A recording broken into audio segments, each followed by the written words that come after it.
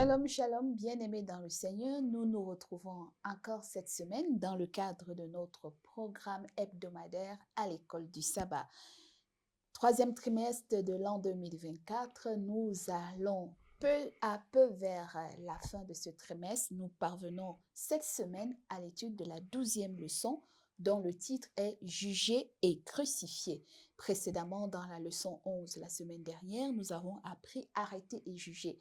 Maintenant qu'il sera jugé ou qu'il est jugé, la sentence de la condamnation est là, il sera crucifié.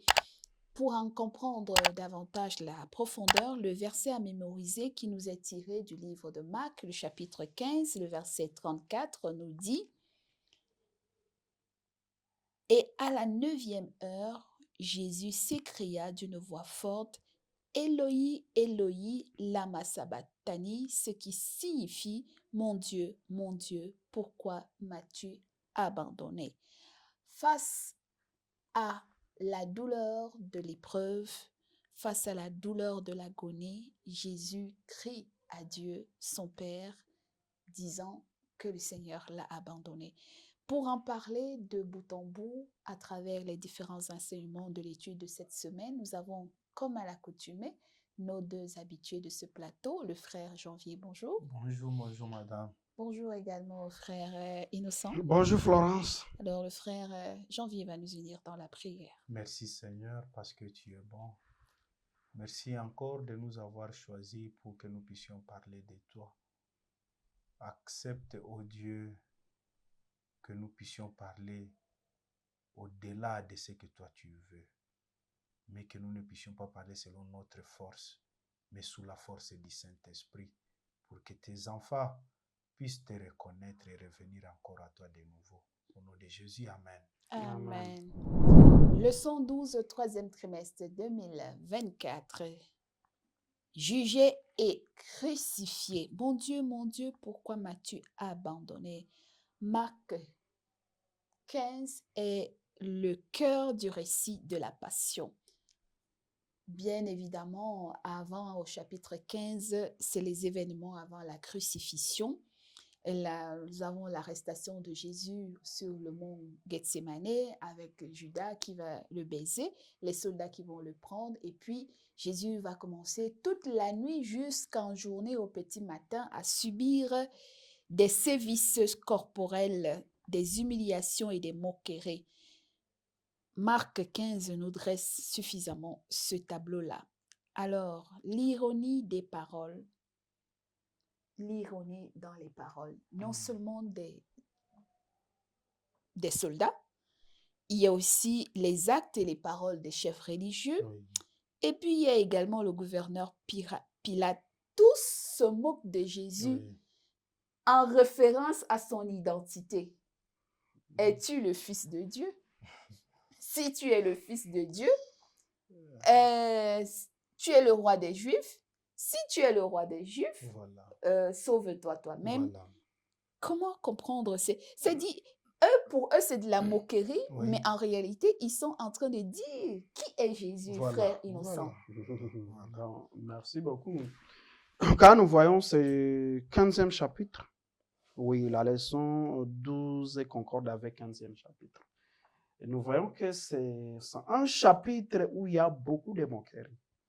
On trouve Pilate, parce que au 11e leçon, nous avons vu Jésus, l'arrestation de Jésus, comme la présentatrice l'a dit, l'arrestation de Jésus, mais aussi Jésus qui est jugé, on cherche des faux témoignages et finalement, quand on ne trouve pas, il y a un sacrificateur. Là, nous sommes au 55e verset du chapitre 14. Oui. On trouve un souverain sacrificateur qui se lève et dit, est-ce que tu es le fils de Dieu? Et quand Jésus accepte ces paroles, il trouve une occasion de dire, il a blasphémé, ainsi de suite.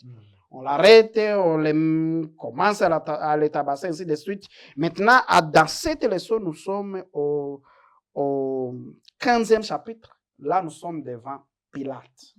Mais quand on trouve Pilate aussi qui commence à poser des questions, il dit, qui es-tu? Es-tu le roi des Juifs? est-il le roi des Juifs? Et Jésus qui dit, tu l'as dit. Bon, mais il continue quand même à poser des questions. Il dit, il ne dit rien. Et on nous dit que dès lors, Jésus ne répondit encore à aucune des questions. Mais lorsqu'on commence à les maltraiter, à les tabasser, il y a ceux-là qui font des choses par moquerie, ceux-là qui viennent se prosterner Après lui devant avoir Jésus. voilé le Pour visage, eux, devine qui il t'a les frappé. faut comme s'ils sont en train de faire des moqueries, mais en se prosternant devant Jésus. Oui. C'était la réalité, Oui. il était le roi. Mais elle le faisait comme une moquerie. C'est pourquoi ici, dans le 15e chapitre, c'est sous forme, les gens font des choses sous forme d'ironie. Mais en réalité, ne savaient pas qu'ils sont en train de faire l'ironie, pensant que c'est de l'ironie. Pourtant, c'était vrai. Il confessait la vérité sur la personne de Jésus. Frère Janvier, quelle leçon? Pour nous, aujourd'hui, on voit autour de nous, beaucoup de gens parlent de Jésus et de Dieu. Mais au fond, ils ne l'acceptent pas. Ils disent votre Dieu, votre chrétien, votre Jésus. Et même aujourd'hui, on va jusqu'à plus loin à dire que c'est une invention. Jésus, c'est une invention. Mais de toute évidence, ils parlent quand même de Jésus.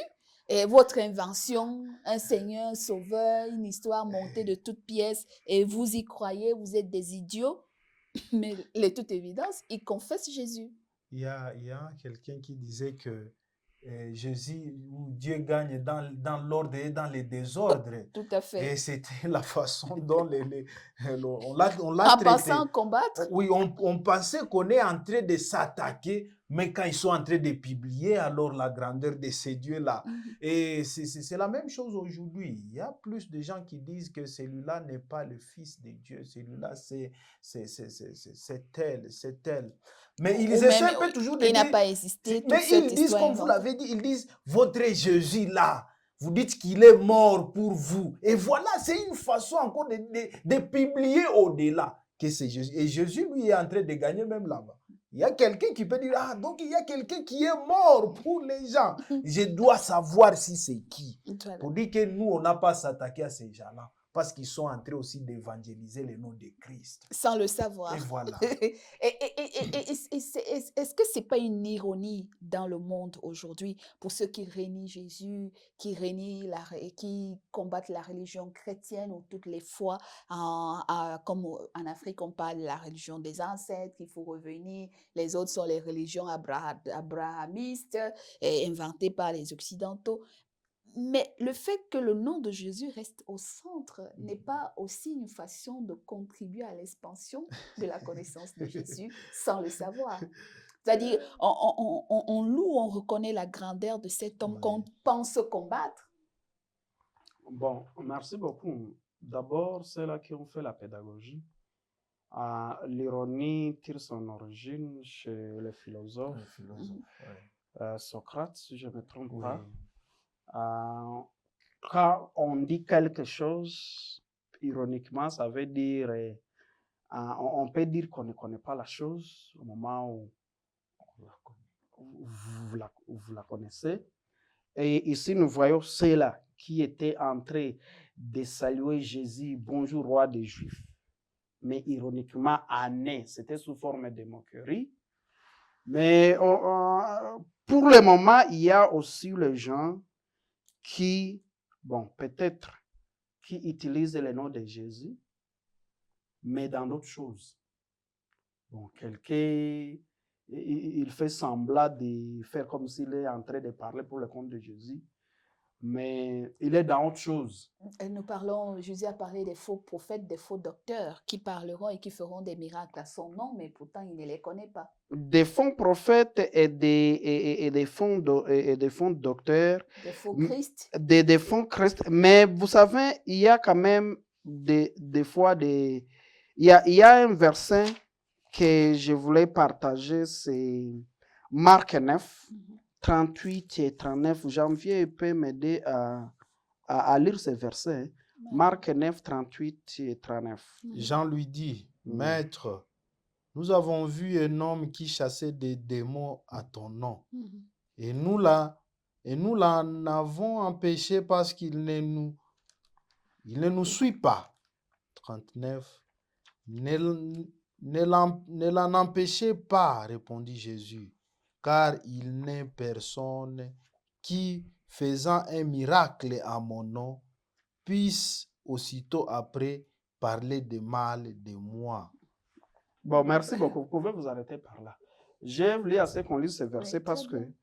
ayant cela, bon, vous voyez, Pierre avait un peu l'intention, comme les uns aujourd'hui, certaines congrégations religieuses pensent que Jésus, c'est pour nous. Bon, ils prennent Jésus comme un bien privé. C'était la même chose pour Pierre qui dit, mais nous avons trouvé un autre qui est en train de chasser les démons. Alors qu'il n'est pas avec Et nous. alors qu'il n'est pas avec nous, nous avons dit non. Toi, tu veux utiliser notre Jésus. Et Jésus, il a dit, il ne faut pas l'empêcher. Alors, ça veut dire quoi, comme tu l'as dit, Jésus gagne en ordre comme en désordre. Quand quelqu'un prononce le nom de Jésus, Il vous pouvez élève. prononcer le nom de Jésus quand vous êtes dans autre chose, mais c'est nous qui, au-dessus de toutes choses, Voilà. va faire Amen. des choses grandioses. Merci infiniment pour cette belle approche. Vraiment. Combattre Jésus, se moquer de lui, participe à faire connaître son nom à travers le monde entier. Ouais. Et même aujourd'hui, on a beau le dire, les hommes disent Jésus n'existe pas, c'est une invention, c'est les religions importées, c'est bien beau tout ça, mais l'histoire, Dieu a condamné l'histoire du monde.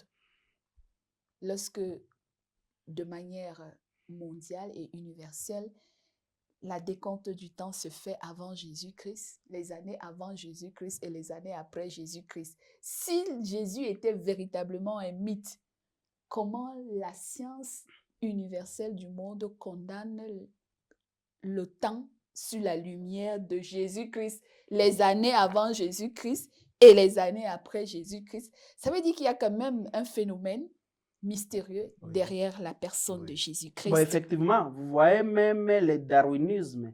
C'est là qui disent que Jésus n'a pas existé.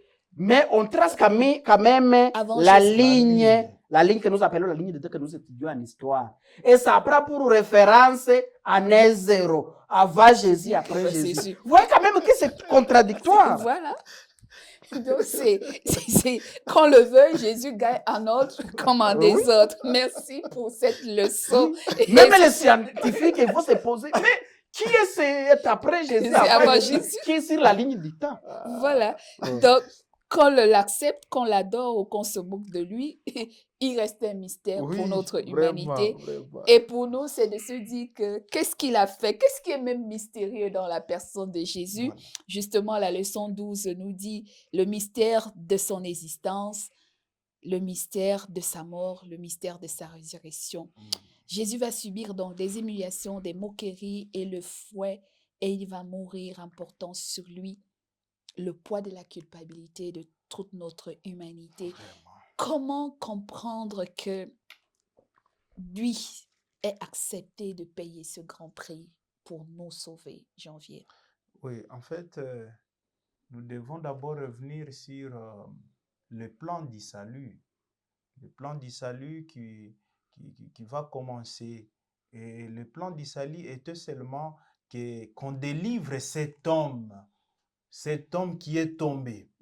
Et il n'y avait pas autre chose à faire si ce n'est que le sang qui allait couler d'abord. Et c'est pour cela que Jésus, qui est le Fils unique de Dieu, son Fils unique, Jean 3, 16. 16, oui. Mon Car Dieu a Fils, tant aimé quand le Dieu monde. a tant aimé le monde, il va livrer son Fils unique. Et pourquoi il va livrer ce Fils? C'est pour que le monde soit sauvé. Et c'est pour cela que si nous revenons un peu sur la leçon, la leçon de la semaine passée, la 11e leçon, où on voit, Jésus lui-même va dire, alors que ta volonté soit faite. Pour dire que la volonté de Dieu envers son Fils était qu'il puisse mourir pour les péchés. Et pour subir tout n'importe quelle injure et humiliation. C'est-à-dire, Jésus avait raison de subir ça parce que c'était la mission qui lui avait d'abord amené sur la terre. D'accord. Et il va crier donc, Abba Père, pourquoi Voilà. m'as-tu abandonné? Le symbolisme du silence de Dieu face aux prières de Jésus, alors qu'il avait toujours écouté Jésus et réalisé tout ce que Jésus faisait. Pourquoi à cet instant précis, Dieu garde le silence et Jésus est obligé de dire pourquoi m'as-tu abandonné Bon, merci à la beaucoup. croix. Il y a un livre qui est intitulé Quand le ciel semble silencieux. Mm. En vrai dire, le ciel n'a jamais été silencieux. Mm. Mais des fois, les épreuves et les moments durs que nous traversons faut croire. Nous croyons que le ciel est silencieux à notre égard. Oui. Voilà. C'est la même chose que j'aime la façon dont Jésus a traversé les épreuves sur cette terre, son cheminement lors de la crucifixion. Il a montré que notre état, notre nature humaine, il y a des insuffisances qui nécessitent une force de part et d'autre jusqu'à ce que lui, parce qu'on nous dit que lorsqu'il traversait toutes ces épreuves, il était 100% homme. Homme, oui. Il sentait la souffrance comme nous sentons également. C'est pourquoi lorsqu'il voyait tout ce qu'il allait traverser, il a crié. Il a demandé, Seigneur, pourquoi m'as-tu abandonné? Donc, l'esprit voulait traverser pour sauver l'humanité, mais la chair était faible. Mais à ce moment-là, il fallait que les choses de la prophétie se réalisent. C'est pourquoi le ciel a semblé silencieux, même si le ciel n'était pas silencieux à son égard. Et très bien, donc ça veut dire que le ciel l'accompagnait justement. Quand Jésus va expirer sur la croix, on nous dit qu'un nuage sombre et des tremblements va se faire et le noir va s'établir pendant des heures. 3 heures, Pendant depuis 3 6e heure jusqu'à jusqu'à la la 9e 9e heure. heure, tout est noir et il va falloir qu'on confirme le décès de Jésus par le centurion parce qu'il y a un homme étrange parmi les hommes étranges, un chef, un homme riche, José d'Arimathée, membre du Sanhédrin qui va s'approcher de Pilate et il va demander le corps de Jésus pour aller l'enterrer dans un tombeau qu'il avait certainement acheté pour lui-même, dans une grotte. Et Pilate va dire, il est mort, mais il est mort plus tôt que prévu. Généralement, ces gens meurent lentement. Comment il est mort? Il va demander la confirmation. Le centurion va lui dire, il est effectivement mort. L'attitude de Joseph, lui aussi, membre du Sanhédrin, riche, mais qui va prendre sur lui alors que les disciples sont tous partis, ils ont tous fui, mais lui, il va venir demander le corps de Jésus. Est-ce qu'il n'y aura pas des étranges conversions comme ça autour de nous, Janvier? Oui, des madame. hommes qu'on ne s'attend pas à un moment donné de la vie, mais qui prennent la valeur, qui reconnaissent la valeur précieuse de Jésus, de son œuvre de salut, et qui vont l'accepter et faire des œuvres par rapport à nous qui courons, qui confessons, qui crions Dieu, Jésus. Comme les disciples, ils étaient tous partis, tout le monde en fuite. Curieusement, ce sont les femmes qui étaient là en train de le suivre. On nous dit qu'il y a trois femmes qui étaient en train de suivre le cheminement. Et puis, il y a Joseph qui va apparaître. Est-ce qu'il n'y aura pas des étranges personnes comme ça aujourd'hui qui, en apparence, sont en retrait par rapport à ceux qui sont dans l'Église, la foi, et qui finiront par se mettre en avant pour défendre Jésus? Oui, exactement. Vous savez que l'on peut écouter la parole de Jésus maintenant et on semble comme si on ne l'a pas reçue. Mais on viendra encore témoigner de cette parole même 10 ans après. Très bien. Parce que tu l'avais reçu un jour. Bon, Christ, moi, quand je lisais cette histoire, j'ai compris que cet homme aussi avait écouté parler de Jésus. Bien sûr. Et quand il écoutait parler de Jésus, imaginez-vous la situation de sa mort aussi.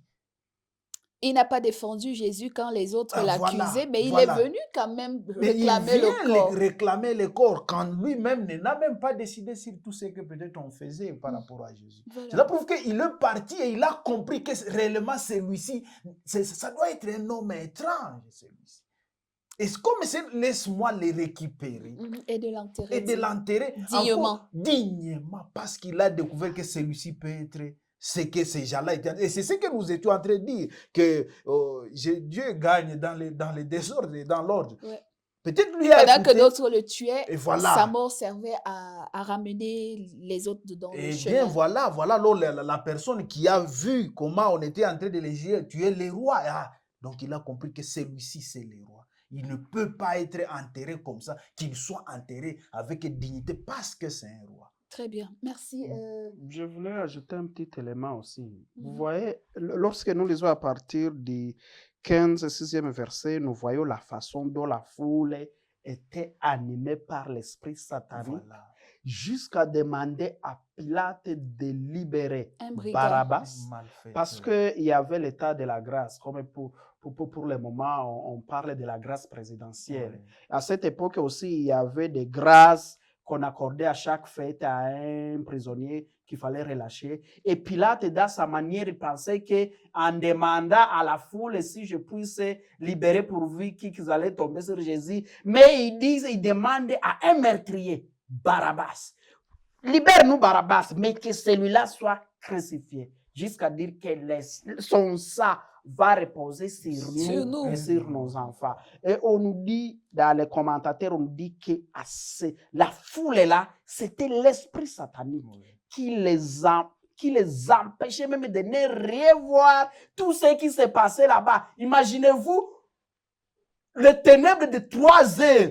Mais les gens ne voient absolument rien parce qu'ils sont dans les ténèbres depuis longtemps de Satan. Alors Personne ne voit pourquoi il y a une ténèbre pendant 3 heures. Personne ne se pose la question. Mais on voit au 39e verset, les centeniers qui étaient en face de Jésus, voyant qu'il avait expiré de la sorte, dit assurément cet homme était Fils de Dieu. Dieu. Assurément. Donc, lui a regardé des choses, la façon dont les choses se passent. Il dit, celui-ci, sa manière d'expirer, c'est différent des autres. Celui-ci, il était un fils de Dieu. Et dans chaque moment, comme vous dites, même celui-ci qui a demandé le corps de Jésus, à chaque endroit, Dieu. C'est pourquoi Jésus parlait qu'il y a d'autres brebis qui se trouvent dans d'autres bergeries. C'est Jésus qui connaît ces brebis qui se trouvent dans d'autres bergeries. Lui qui sait sonder les cœurs, il sait voir les cœurs qui sont disposés. Donc, nous devons laisser le travail à Dieu. Oui. Mais également, quand nous proclamons l'évangile, c'est notre travail parce qu'il y a ceux-là qui ont besoin d'écouter parler de Jésus. Oui. Comme ces centeniers qui ne connaissaient pas Jésus, quand les Juifs aient crié, crucifiez-le, lui, il a reconnu que celui-ci, il était le Fils de Dieu. Merci. Donc, étrange manifestation de l'Esprit de Dieu, de conversion des hommes et des femmes. Nous finissons avec un dernier mot pour sortir de cette leçon, le rôle et la place des femmes. Parce que souvenons-nous, la même foule qui mangeait les pains multipliés et qui avait les guérisons, c'est la même foule qui l'a condamné. Et les femmes qui étaient pas considérées dans la décompte dans cette société vont jouer un rôle très crucial. Elles vont non seulement aller chercher les aromates pour venir oindre le corps de Jésus, mais elles seront les premières à découvrir la résurrection de Jésus. Est-ce que ce message, pour des personnes qui étaient insignifiantes dans la société juive à l'époque, ce sont elles que Jésus a utilisées pour annoncer le message de sa résurrection, la place des femmes qui n'étaient pas comptées parmi les hommes. Dernier mot pour sortir, quel enseignement pour notre génération? Bien, Jésus utilise les femmes insignifiantes pour annoncer, même à ses disciples, le message de la résurrection. Parce qu'à la tombe, l'ange va s'adresser aux femmes qui sont venues pour embaumer le corps et qui vont découvrir que la pierre est déroulée. Et sur la route, il va rencontrer Marie Magdala. Voilà. Mais remarquez que depuis le jugement de Jésus, depuis lorsqu'on est en train de les tirer d'ici et là, on ne voit aucun disciple. Tout le monde a pris fuite. Mais on voit ces femmes jusqu'au bout. Jusqu'à ce qu'on a enterré, jusqu'à la résurrection, chaque disciple est parti de soi. Donc, mais on voit les femmes quand même qui suivent jusqu'à la tombe. Jusqu'à la tombe, et ce sont elles qui seront porteuses du message de la résurrection. Janvier, quel message pour les femmes et pour l'Église de la fin des temps? D'abord, ces étapes que Christ a traversées voulaient aussi enlever quelque chose qu'on appelle tradition des hommes. par rapport à la place place de la femme. dans l'évangélisation. Très bien, merci. Pour dire que, moi j'ai souvent dit, même à mon épouse, j'ai dit, mais c'est vous qui allez, vous êtes capable même de convertir tous ces mondes. Les mondes, vous pouvez facilement les convertir. C'est-à-dire, Très la bien. femme a une très grande place dans l'affaire de l'évangélisation. Très bien. Et il faut que ces femmes-là puissent s'élever aussi et dire, nous allons proclamer. Vous allez voir vous-même que ce monde sera converti. Très bien, merci frère Innocent. D'ailleurs, c'est une femme qui a oint Voilà, Jésus de son voilà. parfum avant sa Vraiment. mort.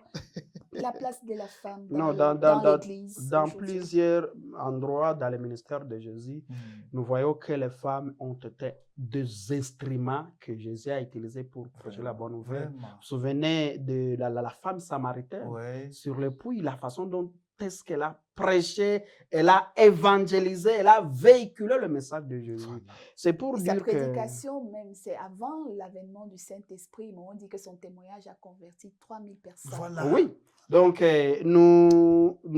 cela veut simplement nous rappeler que cette œuvre, cet évangile, ça nous concerne nous tous. Que la femme ne se sous-estime pas, Ouais. pensant que c'est l'œuvre des hommes et des pasteurs. Bon, dans certaines religions, je sais qu'il y a ceux-là qui n'accordent pas même la parole à la femme, mais nous voyons que Jésus, qui est le roi des rois, il a utilisé les femmes pour annoncer la bonne nouvelle. De sa résurrection, il a dit à Marie Magdala, va leur dire que je les précède en Galilée, qu'ils m'attendent là-bas. Et c'était pour dire à ses apôtres qui étaient des hommes. Et donc, ce sont les femmes qui ont découvert que Jésus est ressuscité. Elles sont venues le dire, ils n'ont pas cru. Ils n'ont pas cru Et il s'est parce que c'était encore une manifesté à Marie de Magdala. Elle leur a dit, je l'ai vu. Ils n'ont pas cru jusqu'à ce que Jésus finisse par apparaître aux 2 hommes après. Donc, message poignant et puissant pour notre génération et pour l'Église d'hier, l'Église d'aujourd'hui et l'Église de demain. Les femmes ont aussi une place importante et significative dans la prédication de la bonne nouvelle. Voilà.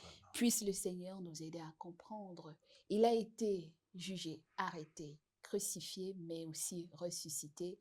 Il est au ciel, il intercède pour nous.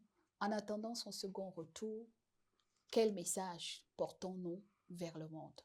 Quel enseignement donnons-nous? Quel espoir donnons-nous à l'humanité face à la préparation de son second retour? Que le Seigneur nous aide à être des bons messagers, porteurs d'espérance pour le message d'éternité. Nous allons demander au frère Innocent de prier. Prions. Éternel notre Dieu, Seigneur Jésus, nous voyons à quel point tu as été tabassé, tu as été maltraité, tu as été tabassé ironiquement pour que nous soyons sauvés. Seigneur, que nous ne puissions pas prendre ce sacrifice en vain, mais que ça puisse travailler sur notre conscience afin que nos actions, nous puissions toujours fixer les yeux sur toi, afin que toi, c'est le sang qui a coulé sur le calvaire, puisse nous purifier. Et à chaque fois que nous voulons nous éloigner de ta bonne volonté, que tu puisses nous ramener sur le droit chemin. C'est notre prière pour nous et pour nos téléspectateurs. Au nom de Jésus, Amen. Amen. Merci, bien-aimés dans le Seigneur. Avant-dernière leçon de ce trimestre, c'était la 12e leçon. Arrêté, jugé, crucifié. Puissions-nous nous retrouver la semaine prochaine par la grâce de Dieu pour la 13e et dernière leçon de ce trimestre. Laissez-nous vos commentaires, likez, partagez la vidéo et merci également à notre technicien Ephraim Greg Timbo qui nous permet d'avoir chaque semaine cette coordination technique. Soyez bénis pour votre tendre et humble écoute. Au revoir.